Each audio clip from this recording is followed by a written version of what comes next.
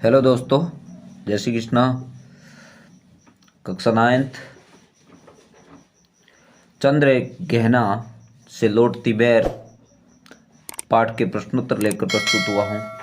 मैं सुखाराम। अर्थात देखिए, चंद्र एक गहना केदारनाथ अग्रवाल का एक जो है कविता संग्रह है और इसमें बताया, देखिए इस विजन में अधिक है पंक्ति में नगरीय संस्कृति के प्रति कवि का क्या आक्रोश है और क्यों है।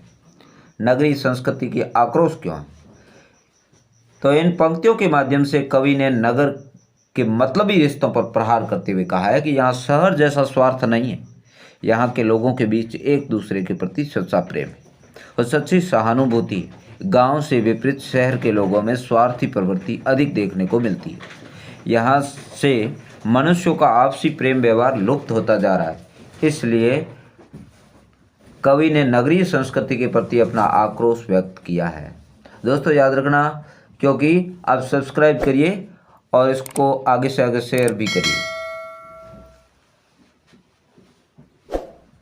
दूसरा है सरसों को सयानी कहकर कवि क्या कहना चाहता है। यहाँ सरसों के सयानी होने का तात्पर्य उसकी फसल के पक जाने से, अर्थात सरसों की फसल अब परिपक्व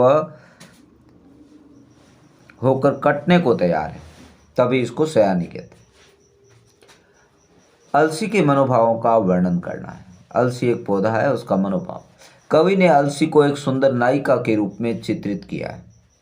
उसका चित्त अत्यंत चंचल, वह अपने प्रियतम से मिलने को आतुर है तथा प्रथम स्पर्श करने वाले को हृदय से अपना स्वामी मानने के लिए तत्पर है। चौथा क्वेश्चन, अलसी के लिए हठेली विशेषण का प्रयोग क्यों किया गया है। कवि ने अलसी के लिए हठीली विशेषण का प्रयोग करके उसके चरित्र पर प्रकाश डाला है, क्योंकि वह चने के पौधे के बीच इस प्रकार उगाई है मानो जबरदस्ती वह सबको अपने अस्तित्व का परिचय देना चाहती है और उसके सर पर उगे हुए नीले फूल उसकी इस हठीली प्रवृत्ति को परिभाषित करते प्रतीत होते हैं। तो पांचवा देखिए, चांदी का बड़ा सा गोल खंभा में कवि किस सूक्ष्म कल्पना का आभास करता है। तो चांदी का बड़ा सा गोल खंभा से कवि का तात्पर्य नगर के सुख सुविधा और स्वार्थपूर्ण जीवन से, जिसे पाकर भी लोगों की इच्छाएं खत्म नहीं होती है। चांदी के बड़े खंभे के माध्यम से कवि ने मानव प्रवृत्ति का अत्यंत सूक्ष्म वर्णन किया है, यानी स्वार्थी प्रवृत्ति पर कटाक्ष किया है। छठा क्वेश्चन, कविता के आधार पर हरे चने का सौंदर्य अपने शब्दों में चित्रित कीजिए। कवि ने यहाँ चने के पौधों का मानवीकरण किया है। चने का पौधा बहुत छोटा है, उसके सिर पर फूला हुआ गुलाबी रंग का फूल ऐसा प्रतीत हो रहा है मानो वो अपने सिर पर गुलाबी रंग की पगड़ी बांधकर सज धज कर स्वयंवर के लिए खड़ा हो। कवि ने बड़ा ही अच्छा कटाक्ष किया है। कवि ने प्रकृति का मानवीकरण कहाँ कहाँ किया। अब पंक्तियां वो लानी है जो कविता के अंदर मौजूद है। कविता की कुछ पंक्तियों में कवि ने प्रकृति का मानवीकरण किया। जैसे देखो, यहाँ यह हरा ठिगना चना बांधे मुरेठा शीश पर छोटे गुलाबी फूल का सज कर खड़ा है।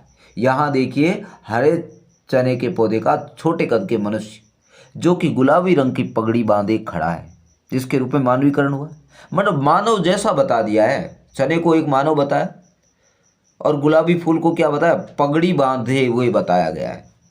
तो ये मानवीकरण इसी को कहते हैं, मानव का रूप, प्रकृति को मानव का रूप देना। पास ही मिल कर उगी है बीच में एक अलसी हठेली, देह की पतली कमर की लचीली, नीचे फूले फूल को सिर पर चढ़ाकर कर रही जो सुए वह यह दूं हृदय का दान उसको। यहाँ अलसी के पौधे को हठीली और रमणीय स्त्री के रूप में प्रस्तुत किया, जबकि अलसी क्या है, एक पौधा है, पर उसका मानवीकरण किया कैसी, हठीली और बड़ी सुंदर स्त्री के लिए मानवीकरण हुआ। या और सरसों की तो ना पूछो, हो गई सबसे सयानी, हाथ पीले कर दी, ब्याह मंडप में पधारी है। देखिए, सरसों का भी यह मानवीकरण हुआ है। पीले हाथ करने का मतलब होता है ब्याह करना, शादी करना, या सरसों के पौधे को एक नायिका के रूप में प्रस्तुत किया है जिसका विवाह होने वाला है, यानी ब्याह होने वाला है। कई पत्थर पानी पी रहे चुपचाप। क्या पत्थर कभी पानी पीते? नहीं। फिर भी इसका मानवीकरण, कवि ने इसका मानवीकरण किया है। यहाँ पत्थर जैसे निर्जीव वस्तु को भी मानवीकरण के द्वारा जीवित प्राणी के रूप में प्रस्तुत किया है, यानी प्रकृति का मानवीकरण किया गया बहुत जगह। वो सारे टॉपिक्स मैं आपके सामने लेके आया हूं। अब देखिए 8वां क्वेश्चन की ओर बढ़ रहे हैं। कविता में उन पंक्तियों को ढूंढिए जिनमें निम्नलिखित भाव व्यंजित होते हैं। देखिए, और चारों तरफ सूखी और उजाड़ जमीन है, लेकिन यहाँ भी तोते का मधुर स्वर मन को स्पंदित कर रहा है। देखिए, अब इसमें क्या लिखना है आपको पता है? भाव कौन से हैं वो? तो दूर दिशाओं तक फैली ये बांझ भूमि पर इधर उधर रीवा के पेड़ कांटेदार कुरूप खड़े हैं। सुन पड़ता है क्या मीठा मीठा रस टपकता सुग्गे का स्वर, टें टें टें टें टें। बस, तो इसमें यही भाव व्यंजित होता है। नम्मा, और सरसों की न पूछो, इस उक्ति में बात को कहने का एक खास अंदाज है।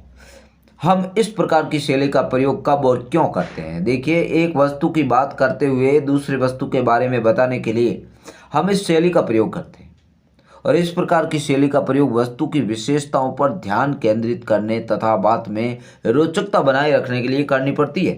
देखिए कैसे किया है इसमें। और सरसों की ना पूछो, तो ये खास अंदाज है ना, तो कहा ना, रोचकता उपस्थित करने के लिए इस शैली का उपयोग करते हैं। अब 10वां देखिए, काले माथे और सफ़ेद पंखों वाली चिड़िया आपकी दृष्टि में किस प्रकार के व्यक्तित्व का प्रतीक हो सकती है? यदि काले माथे और सफ़ेद पंखों वाली चिड़िया दोहरे व्यक्तित्व का प्रतीक है, वे लोग जो ऊपर से समाज के शुभ चिंतक बने फिरते हैं और अंदर ही अंदर समाज का शोषण कर अपना उल्लू सीधा करते हैं, और ऐसे समाज के सुधारकों का वास्तविक रूप कवि ने चिड़िया के उदाहरण द्वारा स्पष्ट करने की कोशिश की है। काले माथे और सफ़ेद पंख देख लिया, ये दोहरा स्वरूप है। समाज में लगता है ये हमारे शुभ चिंतक हैं, लेकिन अंदर ही अंदर समाज का शोषण करते, अपना उल्लू सीधा करते। ऐसे समाज सुधारकों का वास्तविक रूप इस कवि ने चिड़िया के माध्यम से स्पष्ट करने की कोशिश की है। आगे देखिए 11वां क्वेश्चन, बीते के बराबर यानी एक बैत के बराबर। ठिगना मुरेठा सामान्य बोलचाला का शब्द है, लेकिन कविता में इन्हीं से सौंदर्य उभरा है और कविता सहज बन पड़ी है। कविता में आए ऐसे अन्य शब्दों की सूची बनानी है। कविता में क्या आया? भेड़ आया है, ब्याह आया है, पोखर आया है, चकमकाता आया है, चट दबाकर, बांझ, सुग्गा, ये सब है ना। अब 12वां क्वेश्चन, कविता को पढ़ते समय कुछ मुहावरे मानस पटल पर उभर आते हैं, तो लिखना और वाक्य प्रयोग करना। देखो, सिर चढ़ाना, सिर पर चढ़ाना मतलब बहुत ज़्यादा लाड प्यार देते हैं ना, तो ज़रूरत से ज़्यादा प्यार करने पर आपका बेटा सिर चढ़ गया है, यानी फिर वो अधिक लाड प्यार में बिगड़ जाता है। हृदय का दान यानी अधिक मूल्यवान वस्तु को भी दे देना। बेटी को विदा करते समय उसे ऐसा लग रहा था मानो उसने अपने हृदय का दान कर दिया है। बहुत अधिक मूल्यवान चीज़ देते हैं तब। पीले हाथ करना, शादी करना। बेटी के बड़े हो जाने के बाद तुम्हें भी अब उसके हाथ पीले कर देने चाहिए। बेटों यानी पैरों के तले यानी छोटी वस्तु है। पूंजीपति वर्ग समाज के लोगों को एक पैरों के तले रखते हैं, यानी अपने अंडर में, अपने शोषण में रखते हैं। और एक पीछे रह गया था, वो आप स्वयं कर लेंगे। जय Shri Krishna, good night, okay.